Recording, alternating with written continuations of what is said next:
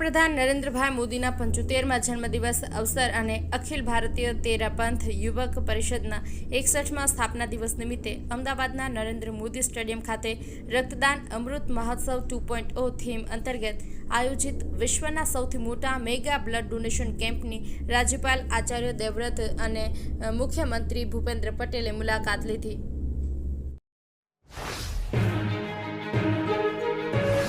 બાવીસમી સપ્ટેમ્બરથી નવરાત્રિનો પ્રારંભ થઈ રહ્યો છે, ત્યારે ખેલૈયાઓ માટે એક માઠા સમાચાર આવ્યા છે। હવામાન વિભાગે 22 અને 23મી સપ્ટેમ્બરે રાજ્યમાં હળવાથી મધ્યમ વરસાદની આગાહી કરી છે। હવામાન વિભાગના મતે રાજ્યમાંથી ચોમાસાની વિદાયની શરૂઆત થઈ ચૂકી છે। ડીસા અને ભુજમાંથી ચોમાસાની વિદાય થઈ ચૂકી છે। 17થી 23 સપ્ટેમ્બર સુધી રાજ્યમાં હળવાથી મધ્યમ વરસાદની શક્યતા છે।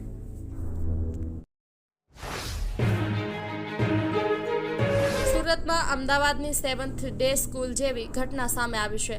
શહેરની શેઠ ધનજીશા રુસ્તમજી ઉમરીગર મેમોરિયલ સ્કૂલમાં થયેલા એક ઝઘડા બાદ ધોરણ 11ના વિદ્યાર્થીએ ધોરણ 12 કોમર્સમાં ભણતા એક વિદ્યાર્થી પર સળિયા વડે જીવલેણ હુમલો કર્યો હોવાના આક્ષેપ છે।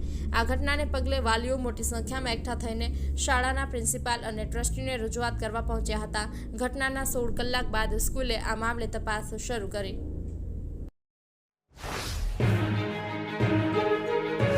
વડાપ્રધાન નરેન્દ્ર મોદીના 75મા જન્મદિવસ નિમિત્તે સુરતમાં અનેક કાર્યક્રમનું આયોજન કરવામાં આવ્યું છે। ત્યારે આજે સવારે CR પાટીલ શહેરના જાણીતા પાર્લે પોઈન્ટ વિસ્તારમાં આવેલા ઈચ્છાનાથ મહાદેવ મંદિરે પહોંચ્યા હતા। અહીં તેમણે ભગવાન ભોળાનાથ પર જળાભિષેક કર્યો અને વડાપ્રધાન નરેન્દ્ર મોદીના દીર્ઘાયુ તથા સ્વાસ્થ્ય માટે વિશેષ પ્રાર્થના કરી હતી। આ પૂજા અર્ચનામાં મોટી સંખ્યામાં લોકો ભાજપના કાર્યકરો પણ જોડાયા હતા, જેમણે એક સાથે મળીને વડાપ્રધાનના લાંબા અને સ્વાસ્થ્ય જીવન માટે કામના કરી હતી।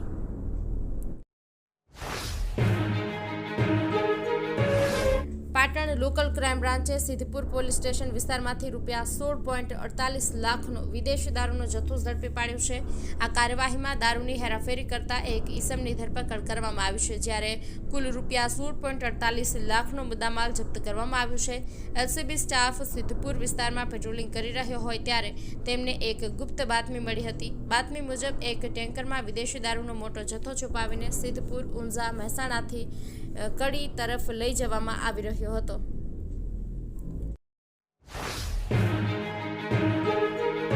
મોરબીમાં મુખ્યમંત્રીના નમો વન લોકાર્પણ કાર્યક્રમ પૂર્વે રાજકીય ગરમાવો જોવા મળ્યો હતો। કોંગ્રેસ અને આમ આદમી પાર્ટીના કાર્યકરો તથા આગેવાનોએ નમો વનના નામકરણ સામે વિરોધ પ્રદર્શન કર્યું હતું। પોલીસે વિરોધ કરી રહેલા બંને પક્ષના નેતાઓ અને કાર્યકરોની અટકાયત કરી હતી।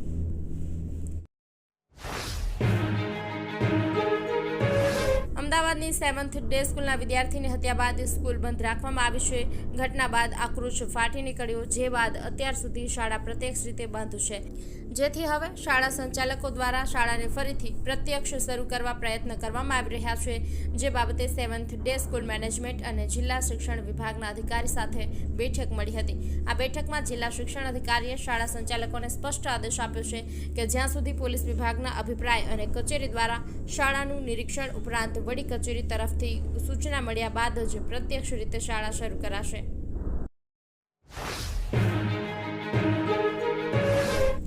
હવામાન વિભાગે દક્ષિણ ગુજરાતમાં ભારે વરસાદની આગાહી કરી હતી અને આગાહી મુજબ સુરતમાં મેઘરાજાએ ધડબડાટી બોલાવી રહ્યા છે। માત્ર 2 કલાકમાં જ 3 ઇંચ વરસાદ પડતા શહેરના નીચાણવાળા વિસ્તારોમાં ઘૂંટણસમા પાણી ભરાયા હતા। અચાનક શરૂ થયેલા આ ધોધમાર વરસાદને કારણે સુરતના અનેક વિસ્તારોમાં જળબંબાકારની સ્થિતિ સર્જાઈ હતી।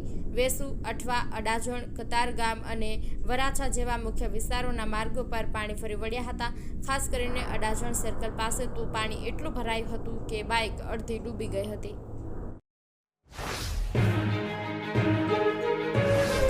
રાજકોટ અર્બન ડેવલપમેન્ટ ઓથોરિટી કચેરી ખાતે આજે યુથ કોંગ્રેસના કાર્યકરોએ શહેર અને આસપાસના વિસ્તારના રસ્તાઓની બિસ્માર હાલત અને વ્યાપક ભ્રષ્ટાચારના મુદ્દે વિરોધ પ્રદર્શન યોજ્યો હતો। આ વિરોધમાં મોટી સંખ્યામાં કાર્યકરો જોડાયા હતા અને રૂડા અધિકારીઓની ચેમ્બરમાં રામધૂન બોલાવી વિરોધ પ્રદર્શન કરવામાં આવ્યું હતું, જેને લઈને પોલીસે કોંગ્રેસના તમામ આગેવાનોને પકડીને બહાર કાઢવાની ફરજ પડી હતી।